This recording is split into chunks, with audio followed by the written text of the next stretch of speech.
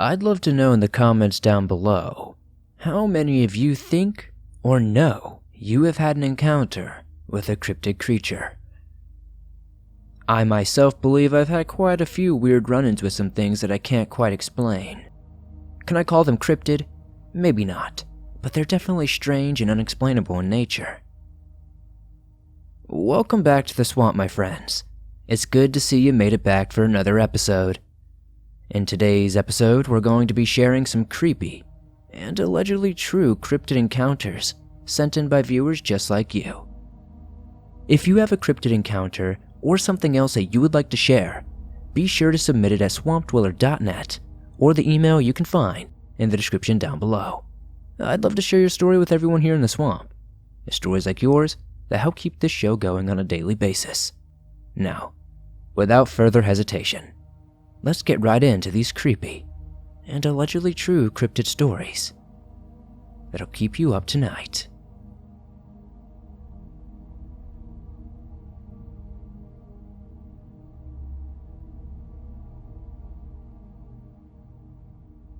It was in October 1997. Bear and squirrel season just started, so we were excited to go hunting. Myself, my friend Mikey, and my younger brother Josh went squirrel hunting that morning. We split up to cover more ground at first. I went to my old faithful spot for squirrels, and Josh and Mikey went to another spot that my brother liked to hunt at. We all grew up in the Blue Ridge Mountains of western North Carolina, and hunting was a big part of our life. After not having any luck where I was hunting, I went to check on Josh and Mikey to see how they were doing. When I got to them, they were both shaking. I asked what was wrong, and they told me that they had seen what they think was a huge bear. I was afraid to shoot because we were only carrying .22s with us that day. So I decided Mikey and I would go back that night later with our high-powered rifles. My dad had a trout pond, and I thought if we caught a few fish and hung them from a tree, that it would increase our odds of getting the bear. So, that evening, we hung the fish around the tree, and came back around 8:30 that night to wait for the bear to come. A couple of hours went by, and it was cloudy, so the night was very dark. Suddenly, these loud screams and weird howling sounds came from about 50 yards behind us. We both had spent years in the woods, and have never heard anything like that before. We were both trying to get our wits about us and figure out what it could be. Mikey got extremely scared and decided to shoot up in the air to drive whatever it was away from us. After he shot though, this bowling ball-sized rock landed right near us. I knew the rocks were way too big for any human to be throwing, and I did not know any animal that could throw a rock this big either. Then, another crazy sounding scream followed by another howl rang out through the woods. I hesitate on the word howl, simply because I don't know how else to describe it. It sounded so inhuman. Honestly, not knowing what else to do, we ran all the way back to my house. I was about 17 at the time, and I've never been afraid of the woods or animals, but this situation was different. I am not ashamed to say that I was very scared, and so was Mikey. We told my dad and uncle about it, and they tried to say it was a bobcat or something like that, but they could not explain the rocks being thrown at us. About 3 or 4 years later, I was watching a documentary about Bigfoot. I heard some screams that people had recorded, and I knew that is what I heard back in 1997. Later in the documentary, when they started talking about Bigfoot throwing rocks, I knew for sure we had encountered a Bigfoot. I am 40 years old now, and still hunt every year, but I've never had another experience like that again.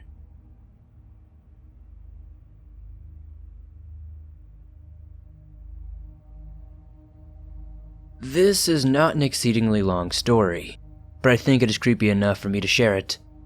It happened to me a couple of nights ago.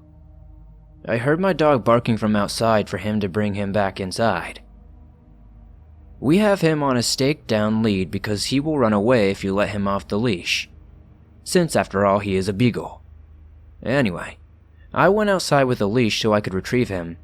As I took him back inside my house, however, I thought I heard some loud rustling of trees or leaves behind me. It was not repeated rustling, but it was like if someone were trying to be terribly slow, walking in leaves. I had no idea what it could be. It couldn't have been a deer, as it sounded way too loud and slow. I quietly shrieked to myself, "Oh crap," as the sound came to an end and rushed my dog back into our house, practically shoving him back inside. Once I got back inside, I unleashed my dog and pressed my face to my door window. It was way too dark to see anything clearly, so of course I did not see anything at first glance. I decided to shake it off as nothing more than me freaking out. I started turning my back away from the door until I saw movement from the corner of my eye. I once again pressed my face against the glass and could barely see some dark-looking mass going through the trees. From what I could see, the shape seemed to be like a reptilian tail swaying back and forth slowly through the trees. It was like seeing an alligator swimming through the water. That was all I saw though. I saw no face or anything other than that, just the tail, which seemed to be about 7 to 8 feet long from one end to the other. The mass seemed to be just floating, as it apparently swam through the trees. I tried to persuade myself that I was just imagining things. But how could it be my imagination, unless it was connected to the tree or leaves rustling? I thought about it a long time, but none of that really ever made sense. It would be a noticeably big coincidence, I thought. After that experience, I did not get as much sleep as I usually do, to say the least. A couple of days have passed by, and I still don't know what in God's green earth it could have been. If anyone has any idea what it could be, please post it in the comments. And thank you, Swamp Dweller, for telling my story.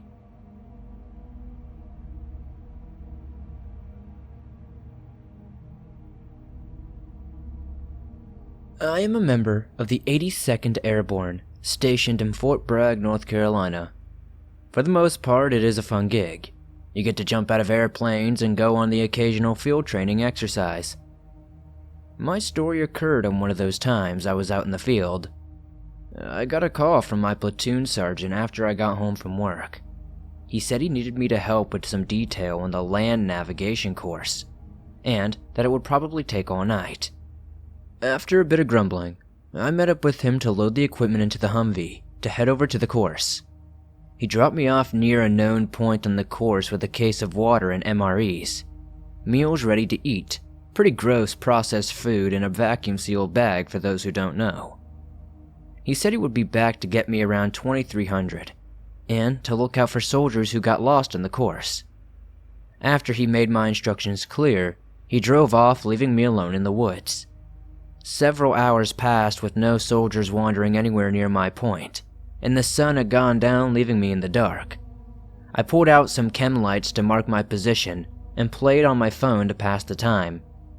As the battery in my phone was about to die around 22:30, I dug through my assault pack to look for my portable charger, and I heard what sounded like someone moaning coming from the other side of the dirt trail. It was not like any natural sounding voice I had ever heard.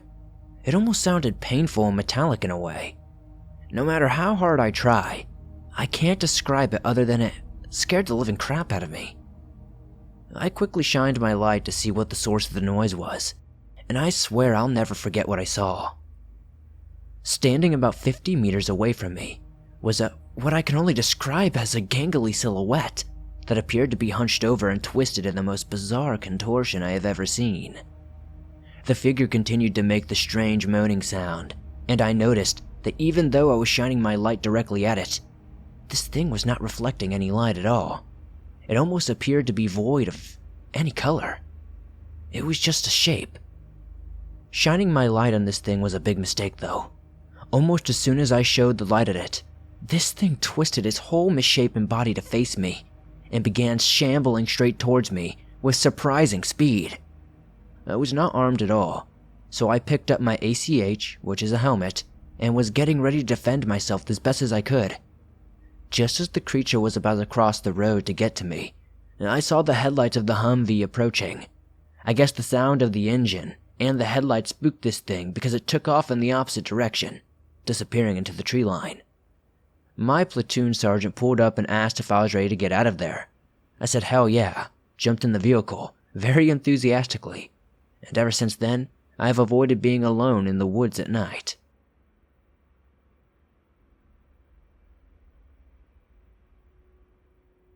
Hey Swamp Folk, sorry to interrupt the video, but I just needed to do a quick shout out to today's sponsor, Keeps. Did you know 2 out of 3 guys will experience some sort of male pattern baldness by the time they're 35?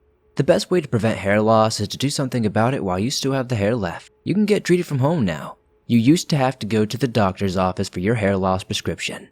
Now, thanks to Keeps, you can visit a doctor online and get hair loss medication delivered right to your home. They make it easy and deliver your medication every 3 months, so you can say goodbye to pharmacy checkout lines and awkward doctor visits. Keeps offers generic versions of the only 2 FDA-approved hair loss products out there. You may have tried them before, but probably never for this price. Honestly, prevention is key. Keeps treatments typically take between 4 to 6 months to see results, so it's important to act fast. The sooner you start using Keeps, the more hair you'll save.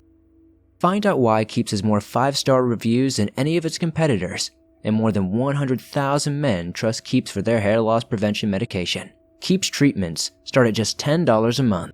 Plus, for a limited time, you can get your first month free. If you're ready to take action and prevent hair loss, go to keeps.com/swamped to receive your first month of treatment for free. That's KEEPS.com/swamped.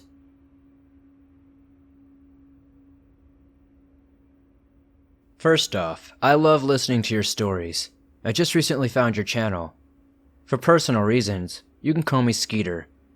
My encounter was back in 2010. I was 15 and it was hunting season. Bow season, in fact. I have always got up and made it to my stand about an hour before daylight to eat my breakfast and drink a cup of coffee. This morning, it was unusually cold for this time of year.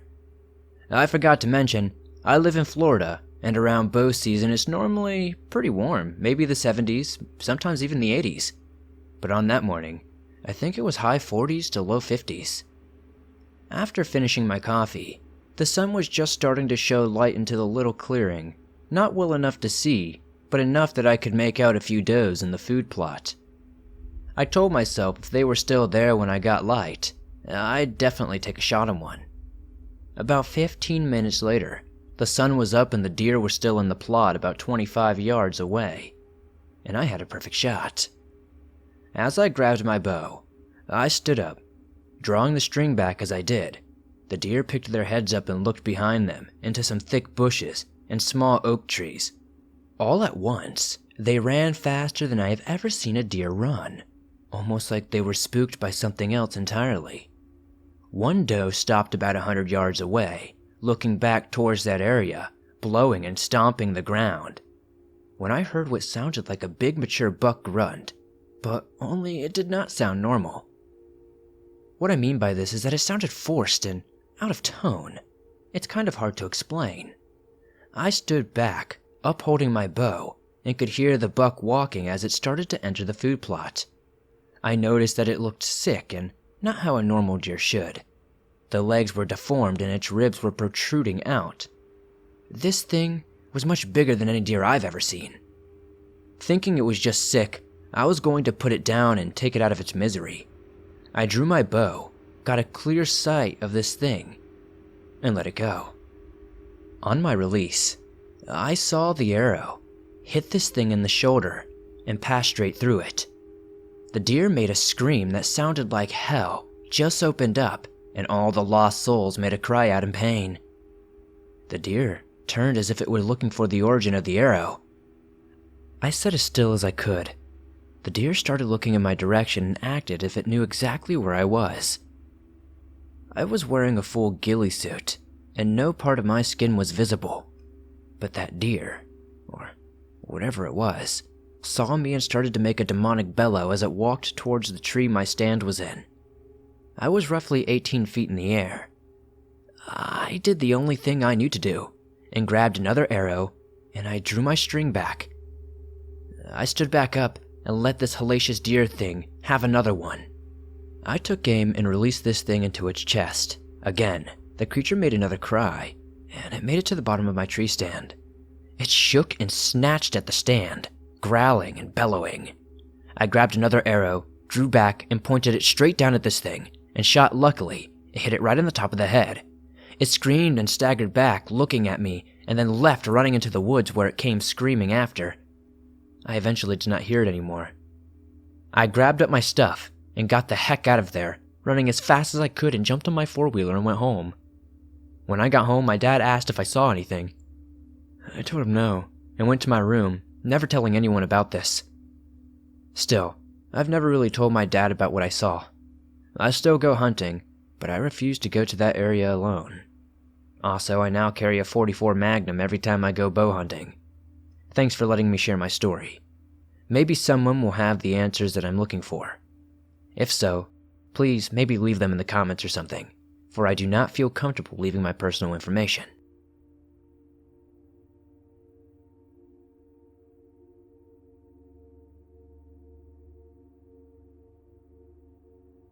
This experience happened to me in 2005. I was 22 at the time and lived in Ohio. But I went to visit my great-grandma for the weekend in southern West Virginia. I was pregnant with my first child. I was maybe around 12 weeks at the time, I think, so I was not showing quite yet.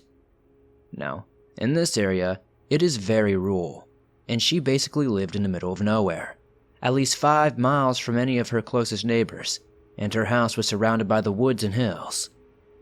My great-grandma, who we all called Granny, lived very old-timey, as I like to say.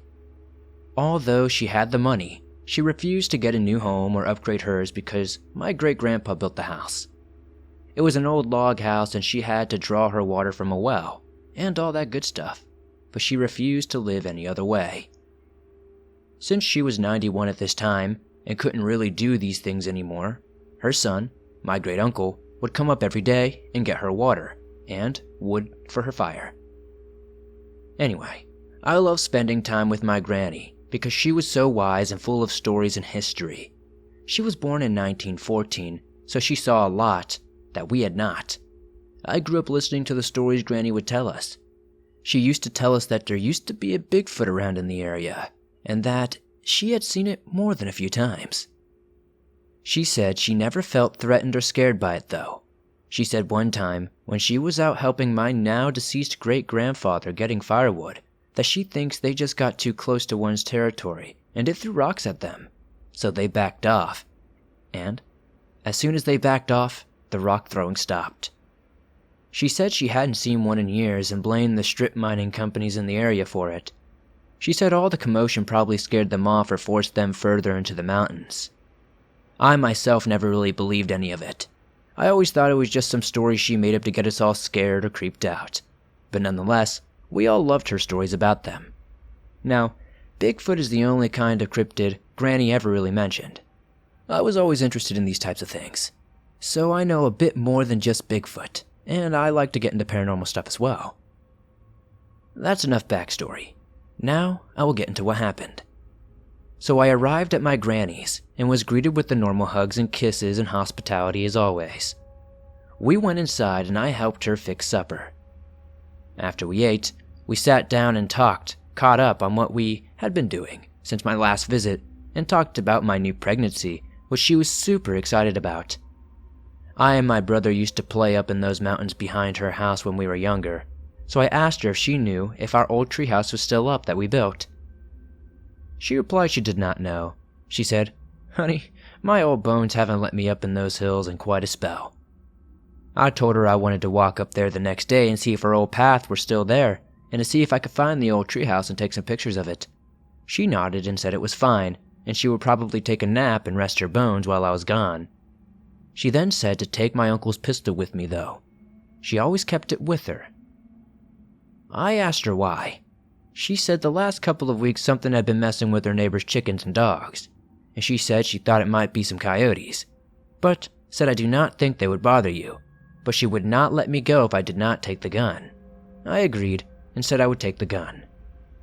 The next morning I got up and cooked Granny and me some breakfast. We ate and sat and talked for a bit, and she said she was getting tired and might take a nap. So I told her I was going to walk up the hill behind the house and look for our old treehouse. She said, "Okay, honey, just make sure you take the gun and be careful." So I got my bag, put a few things in it, including the gun, a flashlight and a couple of bottles of water, and a small bag of chips just in case I wanted a snack. I walked outside and went out back and started up the hill. Our path we had when we were little was completely overgrown now, and you could not even tell there had ever been a path there at all. Although I went up there so much as a kid, I still remember exactly how to get there. It was so nice out. It was late September, so it was warm, but just cool enough to where I wasn't miserably hot. Some of the leaves had already started to fall, and I saw a few squirrels leaping from branches in the trees. It was serenely peaceful, and it made me miss the woods. I stopped a few times, for rest, not remembering how long it took to get to the old spot. I just blamed it on the fatigue from my pregnancy. I finally made it to where the treehouse used to be. It honestly looked like someone had torn it down. The pieces from it were torn down and were thrown about the clearing. I was kind of annoyed at this point. Not because I walked this far up the hill for it to be torn down, but more because it looked like someone had torn it down on purpose, or out of spite because of how wrecked it was. I started to walk around the big clearing to look around at the pieces of the stuff. As I walked around, I noticed an odd amount of deer bones. Seeing this, I thought to myself, well, that explains it. Some hunters must have come up to the clearing, torn down the treehouse, and used it for, maybe a tree stand or maybe a fire, I don't know. I decided to get my water and chips out of my bag and just take a snack break before heading back down the hill. I sat down on a larger piece of what used to be the treehouse and started to eat. It was almost dark since the days now were not as long, so I decided after I ate, I would have to head back. About halfway through my bag of chips, I noticed everything just seemed to go quiet. Now, being raised around this area, I am no dummy to nature's warnings. I heard everything go silent, and I even stopped chewing to listen closer. Nothing. Not a sound. I stood up and shoved my water bottle and the rest of my chips back down in my bag and pulled out the pistol and stuffed it down to the back of my jeans. I got out my flashlight. Under the cover of the trees, it was much darker. I started walking back down the hill with haste. I got about maybe 50 yards from the clearing, and I started smelling a stench that smelled like rotting carcass. Me already having a weak nose because of the pregnancy, I had to stop and throw up.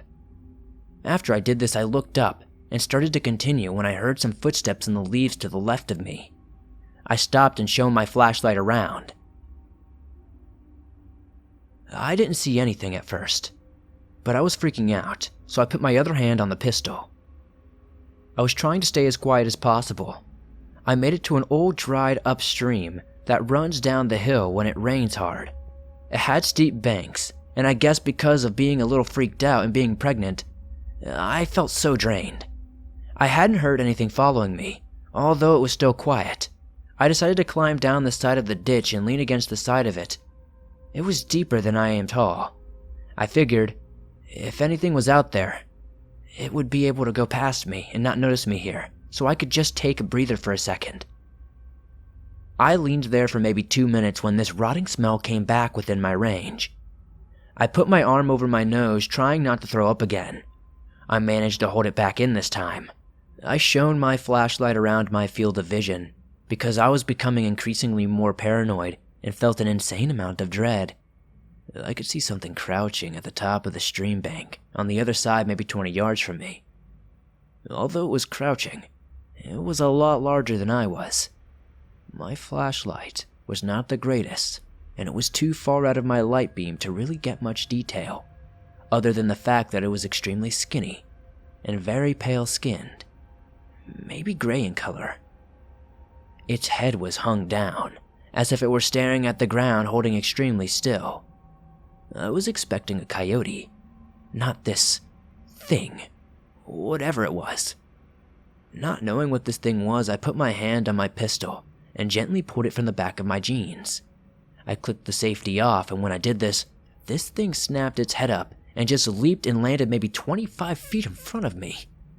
This about scared the crap out of me. I was so startled I fell backwards and landed on my butt. Pistol and flashlight still in hand though, I looked at this thing who now was standing up and absolutely towering over me. Its eyes glowed a yellowish color. It had to be at least 8 feet tall and was so skinny. I do not even know how this thing was alive. It did not have any fur, just tight skin stretched over a skeleton. It looked like it did not seem to have a nose, just 2 slits where a nose would be. Its mouth was extremely wide and seemed to be far too wide for its face to handle. Its arms and hands were like a person but way longer. Its arms hung past its knees, and at the end of each finger were extremely long dark nails. More like talons, if I'm being honest. At this point, I am scared out of my mind.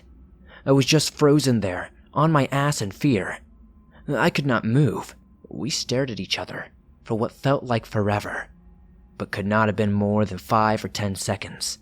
I finally managed to snap out of my trance and reach for the pistol, now refusing to go down without a fight for my unborn baby's sake. I pulled the pistol out and pointed towards whatever this thing was in front of me. It took about 3 steps toward me, and just as I was about to fill this thing full of bullets, it stopped suddenly when a rock came flying over from the bank and landed just in front of it. It snapped its head in the direction of where it came and stared for a second. It then looked back at me, and then ran off faster than anything I have ever seen. I sighed in relief and just slouched over, pistol still in hand. I knew it was gone because the air started to smell fresher and not tainted with the smell of rotting meat. I did not want to stick around though, because I didn't really know why it left or if it would come back. So I stood up, and before I could even take a step, I smelled something again. This time it was a different smell. It was still awful, but smelled more soured and like a trash can rather than rotting meat. Still, I wasn't going to take any chances. I thought it was that thing coming back for me. I readied my pistol and shone my light around as I heard heavy bipedal sounding footsteps just over the bank. It was getting closer to me. The sound stopped and looked around, and I saw this huge figure coming down the bank and into my view. It walked slowly, almost cautiously towards me, just enough to be within my range of light. Weirdly, I did not feel dread and fear as I did with this gray skinny creature that was just here. I could not believe what I was looking at. It was probably 9 or 10 feet tall and was furry from head to toe. It was either a black or very dark brown color. I could not really tell. I was still in shock, and it started to take a few steps toward me. I instinctively drew my gun again and pointed it at this huge creature, pistol shaking in my hand. It stopped and stood there when I did this. It just stared at me for a second, and to my surprise, it tilted its head to the side as if it were confused. I couldn't explain to you why, but everything in me said do not shoot. So I slowly lowered my pistol, but still kept my finger on the trigger just in case. It did not seem to come any closer. We just made eye contact for a few seconds, and I oddly didn't feel any threat.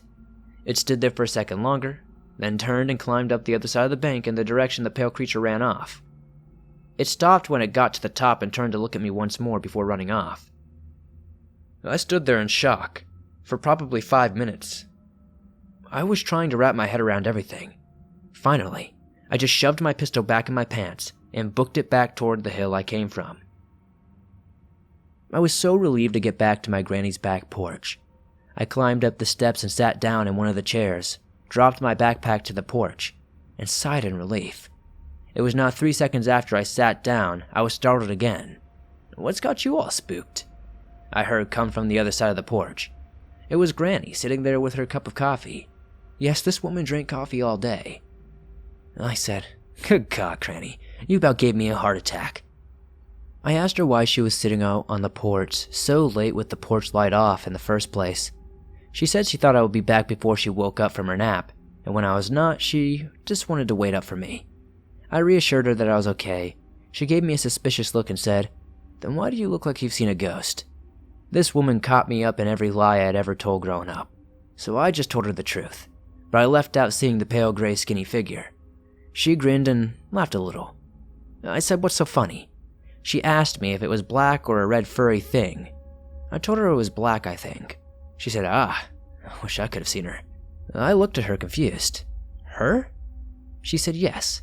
It may have been Rosie. "Rosie?" I asked. "Or that's what your pawpaw called her anyway," she replied. I'm just sitting there now, still out of breath, half scared to death, and now totally confused. We both paused for a moment, and I'm just waiting for her to continue. But she doesn't go any further. So I said, "Can you explain, Granny?" She laughed and said, "Yes, I was just thinking about the last time I saw her." Then she told me a story. She said when my grandpa was about 12 or 13, something got his hunting dog and some of the chickens. He went out looking for it, and a long story short, because she did not go into many details, he found something he couldn't explain, and Rosie saved him from it. She said they saw her in the trees from time to time, but after the mining started, they never really saw her again. She said it made her mind at ease knowing that she was still around, or a part of her was at least. After this, I decided to tell her about the gray pale thing, and how it took off after the rock was thrown at it by Rosie. Granny furrowed her brow and quit rocking in her rocking chair. She turned and looked at me and asked if I was okay. I told her I was fine, simply confused and scared to death. She told me I was lucky, Rosie or whatever it was had came. I asked her what it was.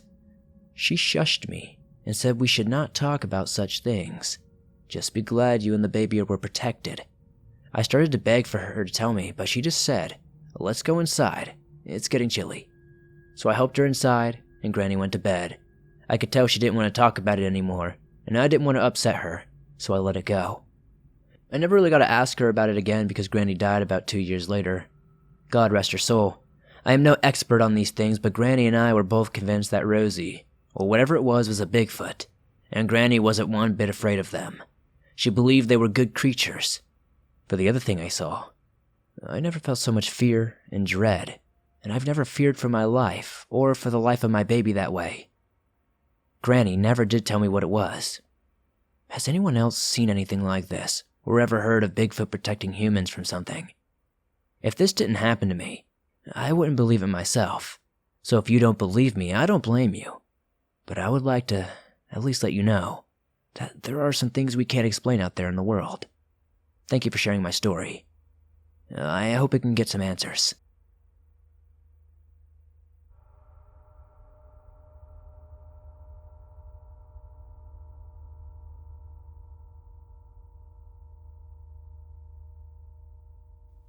Thanks for listening to these creepy and allegedly true cryptid encounter stories, sent in by viewers just like you.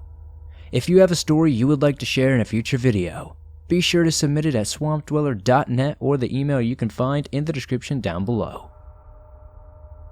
If you enjoyed these stories, please be sure to hit that like button as it helps me out a ton. The more likes this video gets, the more YouTube promotes it in the algorithm.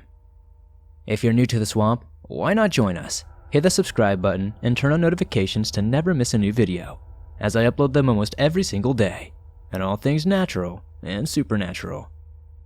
If you're on the go and don't have YouTube Premium, but still want to keep up with your favorite Swamp Dweller scary stories wherever you go, be sure to download them for free on iTunes, Spotify, Stitcher Radio, iHeartRadio, and just about everywhere else you find your favorite podcast online. And the best part of it is it's absolutely free. Much love and appreciation to our sponsor, Keeps. I do apologize if that ad was a little intrusive. I know it can interrupt the stories and kind of mess up the flow. It won't be happening too much more in the future. As I mentioned recently, I have teamed up with a new ad representative group that are going to help the show have higher quality and produce more interesting content for you on the daily basis. So, every so often you might see a sponsor like this. But like I said, it's not going to be too often, and it's not going to be every video. So don't worry about that at all. It's going to be very few and far between. If you guys want to support the channel, outside of hitting that like button and subscribing, maybe check out our merch store. We have everything from face masks, to shirts, to hoodies, to mugs, and to everything else you could ever want. It really helps out the channel if you do that. Thank you guys, as always, and I'll see you guys soon with another creepy video.